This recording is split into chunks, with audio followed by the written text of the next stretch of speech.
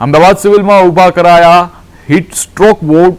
ગરમી વધતા હોસ્પિટલ તંત્રનો મોટો નિર્ણય. હીટ સ્ટ્રોક કેસો વધવાની શક્યતાને પગલે તૈયારી દર્શાવવામાં આવી છે. દવાઓનો પર્યાપ્ત જથ્થો તૈયાર રાખવામાં આવ્યો છે.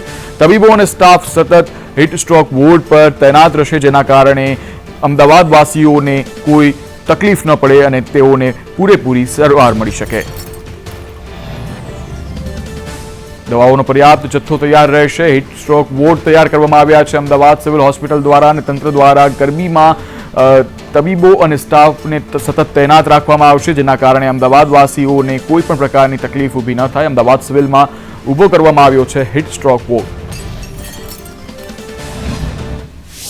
એટલે કે લૂ લાગવાથી જો એને દાખલ થવું પડે તો એના માટે અલાયદી વ્યવસ્થા કરી છે. ટ્રોમા વોર્ડની અંદર જ અમારો 13A અને 13B જે વોર્ડ છે એની સામે અમે 11 બેડ આરક્ષિત કર્યા છે અને હીટ સ્ટ્રોક વોર્ડ અત્યારે બનાવીને દવા સાથે અને સ્ટાફની પોસ્ટિંગ સાથે સુસજ્જ તૈયાર છે.